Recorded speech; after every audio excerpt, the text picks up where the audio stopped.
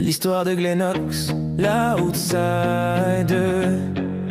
Après cette histoire sur Glenox, le mal alpha, j'ai déménagé dans l'optique de changer et devenir un homme digne d'elle. Mais arrivé en cours, des rumeurs sont arrivées jusqu'à mon école. Plusieurs rumeurs sur le fait que j'étais Glenox l'égoïste, le menteur Veritas, Capuche Man Knight, Cupidon, briseur de coupe, détective et d'autres encore. Les gens étaient à la fois fascinés et terrifiés. Y en a qui se demandaient, il peut réellement savoir si on ment ou pas, rien qu'en nous regardant c'est terrifiant. D'autres pensaient, ah, on ne saura jamais s'il nous ment ou s'il nous dit la vérité. Et d'autres disaient ça a l'air bien qu'il soit Cupidon, mais il est aussi connu pour briser des coupes. Mieux ne vaut pas s'approcher, surtout que si tu le contraries ou te moquer de lui étant un égoïste, te le fera payer cher. Et c'est comme ça que je suis devenu un outsider. Une personne spéciale et un individu particulier, à qui on ne peut faire confiance, qui n'est pas commun, s'écarte de la norme et sort de l'ordinaire. Je me suis dit que peut-être je méritais tout ça. Je suis à la fois contradictoire et incompris.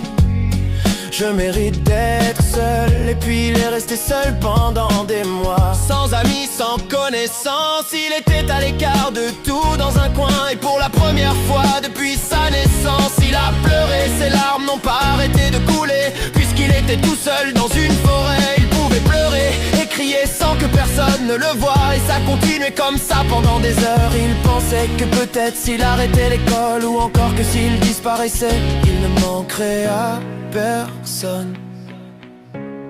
Puis cette femme est arrivée.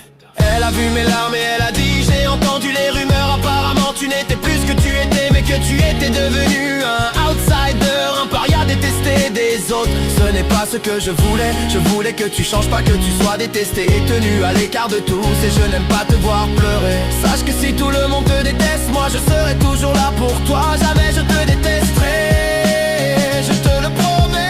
Après avoir entendu ce qu'elle avait dit, j'ai essuyé mes larmes puis je lui ai souri.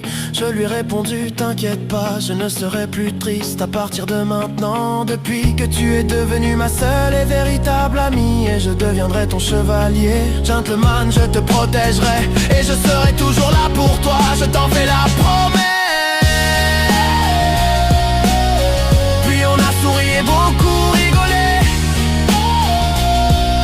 Mais si vous voulez en savoir plus, il faudra écouter l'histoire de Glenox, le chevalier gentleman. C'était l'histoire de Glenox.